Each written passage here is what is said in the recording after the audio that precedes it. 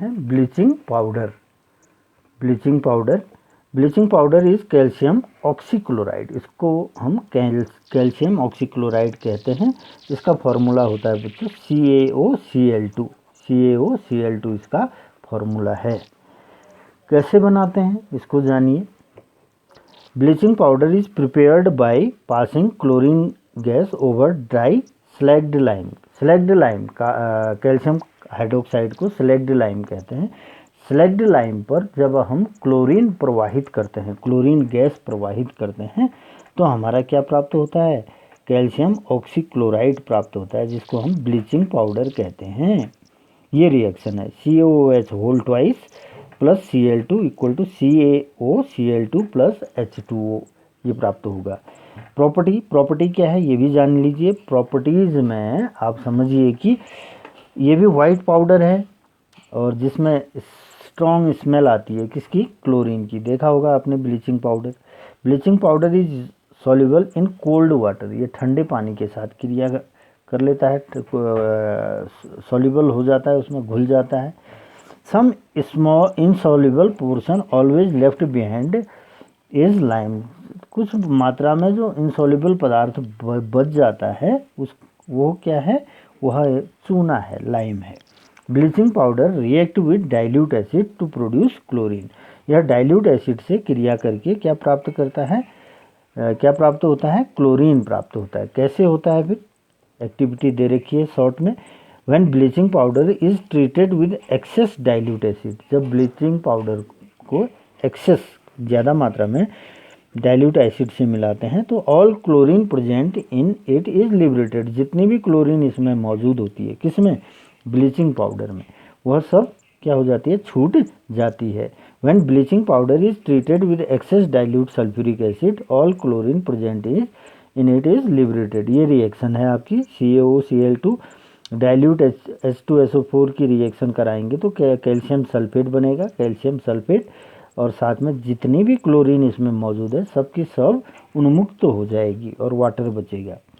अब यूजेस, क्या यूजेज हैं इसके ये जानिए। क्या उपयोग में आता है ब्लीचिंग पाउडर? इसका उपयोग जानिए। Bleaching powder used for bleaching cotton and nylon textile industries, for bleaching wood pulp in paper industry. इसका काम ये है कि बच्चों हम ब्लीच करते हैं इससे, पेपर में ब्लीच करते हैं, कपड़ों में ब्लीच करते हैं, रंगते हैं। ब्लीच माने रंगना। इसका उपयोग अन्य जगहों पर भी होता है। It is also used for bleaching washed cloth in laundry में, लॉन्ड्री जानते हो ना, लॉन्ड्री वो जगह होती है जहाँ पर कपड़े धुलवाए जाते हैं। कपड़ों में रंग करने के लिए भी इसका उपयोग किया जाता है।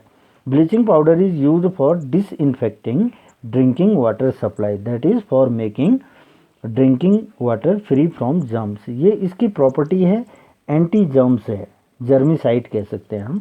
तो वाटर में मौजूद जो भी जर्म्स होते हैं उन जर्म्स को किल करने के लिए वाटर में ये मिलाया जाता है और जो ड्रिंकिंग वाटर जो है आपका क्या हो जाता है? जर्म फ्री हो जाता है। Bleaching powder is used for manufacture of chloroform, chloroform बनाने के काम में ये आता है। क्लोरोफॉर्म एक निश्चेतक है ना, एनेस्थेटिक है। Bleaching powder is used for making wool unshrinkable, ऊन को सिकुड़ने से रोकता है, बचाता है। Bleaching powder is used an oxidising agent in many chemical industries, these are the utility of bleaching powder. Now plaster of Paris is calcium sulphate hemihydrate, hemi माने half, hydrate माने water, half molecule of water, calcium sulphate half hydrated. Formula of plaster of Paris CaSO4 half H2O. The name plaster of Paris comes from, in fact, that was first of all made by heating gypsum, which was mainly found in Paris.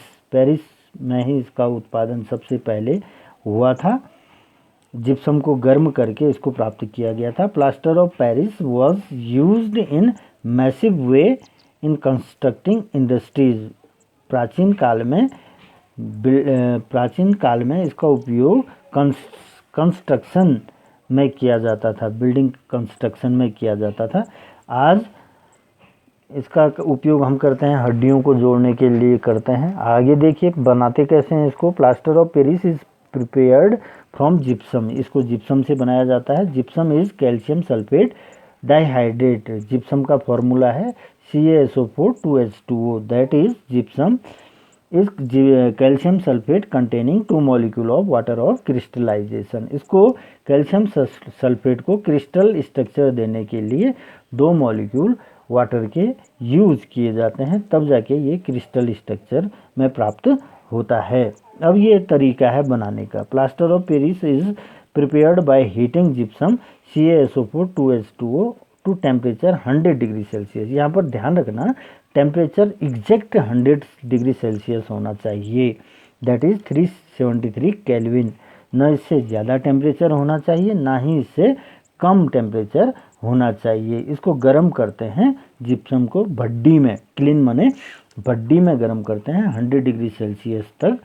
When gypsum is heated to temperature this it loses 3/4 of its water of crystallisation. यह जितना भी crystal structure प्राप्त करने के लिए जितना भी water ये होल्ड किए रहता है, सारे के सारे वाटर को क्या कर देता है, लूज कर देता है and form plaster of Paris, और प्लास्टर ऑफ पेरिस बनता है।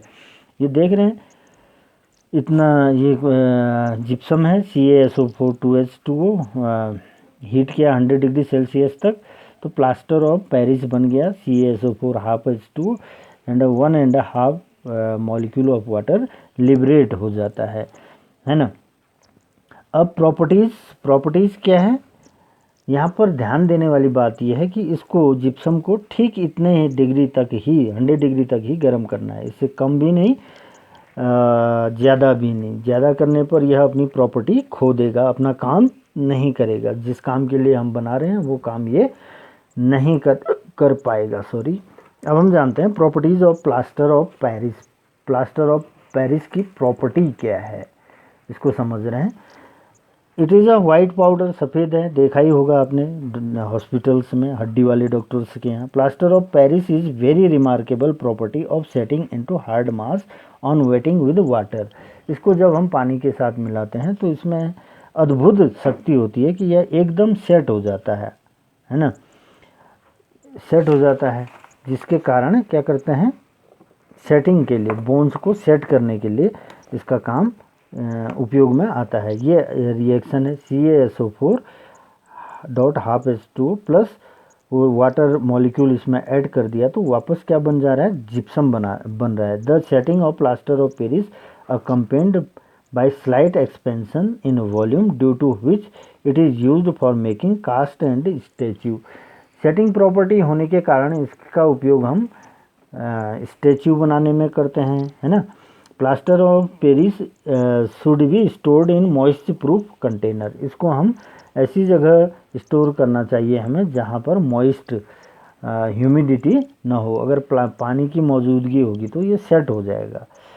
Usage of plaster of Paris. Plaster of Paris का उपयोग हम हॉस्पिटल्स में करते हैं फ्रैक्चर बोन को जोड़ने के लिए। बोन्स को राइट पोजीशन में रखकर डॉक्टर उससे क्या करते हैं, बोन्स को, फ्रैक्चर बोन को जोड़ने के काम में इसको लाते हैं। Plaster of Paris is used in making toys, खिलौने बनाने के लिए, डेकोरेटिव मटेरियल बनाने के लिए, सस्ते आभूषण बनाने के लिए, कॉस्मेटिक्स, ब्लैक बोर्ड, चॉक, ये सब इसके उपयोग हैं। Plaster of Paris is used in fire proofing material, fire proofing material बनाने के लिए भी इसका उपयोग होता है। फिर है plaster of Paris is used in making surfaces like wall of houses smooth before painting. तो ये इसका काम है प्लास्टर ऑफ पेरिस का। वाटर ऑफ क्रिस्टलाइजेशन मैंने शॉर्ट में बताया था क्या है करके, वही चीज़ यहाँ पर दी गई है बच्चों। मैंने पहले भी इससे प्रीवियस वीडियो में मैंने आपसे डिस्कस किया था वाटर ऑफ क्रिस्टलाइजेशन क्या होता है। एक बार फिर से देख लें। There are some salt which contain few water molecule. कुछ सॉल्ट ऐसे होते हैं जिनमें वाटर मॉलिक्यूल हो सकते हैं as essential part of their crystal structure. कुछ मॉलिक्यूल वाटर को हमें ऐड करने पड़ते हैं ताकि उस सॉल्ट को क्रिस्टल स्ट्रक्चर दे सकें। ये डेफिनेशन है। अब the water of molecule which form part of structure of crystal is called water of crystallisation. जैसे कॉपर सल्फेट को क्रिस्टल स्ट्रक्चर देने के लिए 5 मॉलिक्यूल वाटर के ऐड करने पड़ते हैं। जैसे सोडियम कार्बोनेट को क्रिस्टल स्ट्रक्चर देने के लिए 10 मॉलिक्यूल वाटर के ऐड करने पड़ते हैं, वैसे ही कैल्शियम सल्फेट को क्रिस्टल स्ट्रक्चर देने के लिए 2 molecule water of crystallisation add करने पड़ते हैं। वैसे ही फेरस सल्फेट को क्रिस्टल स्ट्रक्चर देने के लिए 7 मॉलिक्यूल वाटर की आवश्यकता पड़ती है। अब इसमें ये थोड़ा सा नोट कर लेना है, वही चीज़ है आपकी, है ना, जो मैं डिस्कस कर रहा हूँ, थोड़ा आप घर में पढ़ना इसका।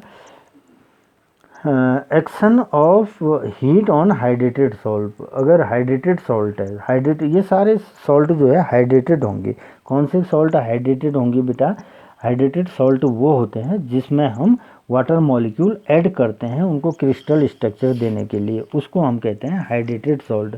दूसरा होता है एनहाइड्रेटेड सॉल्ट, जिसमें हम ऐसा सॉल्ट जिसमें वाटर मॉलिक्यूल ऐड नहीं किया जाता है, उसको हम एनहाइड्रेटेड सॉल्ट कहते हैं। अब यहाँ पर देखिए, when hydrated salt is heated strongly, जब गर्म करते हैं खूब, they lose their water of crystallisation, वह अपना पानी खो देते हैं, वाटर मॉलिक्यूल को खो देते हैं। जैसे कॉपर सल्फेट में 5 molecule water of crystallisation, 5 molecule add किए हैं, इसको गर्म कर रहे हैं, तो क्या बन जाएगा? एनहाइड्रस कॉपर सल्फेट बन जाएगा। मतलब वाटर मॉलिक्यूल यहाँ से लिबरेट हो जाएगा, हट जाएगा, और ये वाटर मॉलिक्यूल लिबरेट होना दिखा रखा है यहाँ पर, है ना। डिहाइड्रेशन करने के लिए फिर उतने ही मॉलिक्यूल वाटर के आप उसमें क्या कर दोगे? ऐड कर दोगे, तो वो आपका हाइड्रेटेड कॉपर सल्फेट बनेगा। ये आपका एनहाइड्रस सॉल्ट हुआ, CuSO4, ये एनहाइड्रस हुआ, ये आपका हाइड्रेटेड सॉल्ट हुआ। ठीक है, अब ये एक्टिविटी दे रखी है, ये एक्टिविटी आप देखें इसमें क्या क्या है ना, ये थोड़ा सा देख लें। उसके बाद चैप्टर आपका ये क्लोज होता है बच्चों। सेकंड चैप्टर केमिस्ट्री का आपका क्लोज हो गया है। मैं आपको बता दूं, एग्ज़ाम में आपके यहाँ से क्वेश्चन आते हैं, जैसे washing soda, preparation of washing soda ये आता है, या फिर chemical name of washing soda करके आएगा, है ना। या फिर कभी फार्मूला दे देगा आपको, फार्मूला दे देगा वॉशिंग सोडा का, और आपसे पूछेगा इसका कॉमर्शियल नेम बताइए, या केमिकल नेम बताइए, फार्मूला दे देगा। या फिर खाली वॉशिंग सोडा देगा और कहेगा, पूछेंगे आपसे कि इसका क्या करो, फार्मूला लिखो। इस ढंग से क्वेश्चन आते हैं। बेकिंग सोडा में भी उसी तरह से what is the chemical name of baking soda करके क्वेश्चन आ सकता है 1 मार्क्स का, है ना। इस ढंग से कभी कभी यूजेज पूछ लिए जाते हैं आपसे, कभी कभी प्रॉपर्टीज पूछ ली जाती है। ये चीज़, ये फायर एक्सटिंग्विशर की एक्टिविटी कभी कभी पूछ ली जाती है, आप इसको भी पढ़ लेंगे। ब्लीचिंग पाउडर का फार्मूला लिखिए करके आता है कभी, है ना। या फिर इसका इसका केमिकल नेम करके आता है। प्लास्टर ऑफ पेरिस पर भी ऐसे क्वेश्चन आ सकते हैं। तो आप तैयार करिए, और सेकंड चैप्टर आपका क्लोज हो गया है केमिस्ट्री में। नोट्स बना के तुरंत सेंड करिए। ओके, थैंक यू, मिलते हैं नेक्स्ट वीडियो में।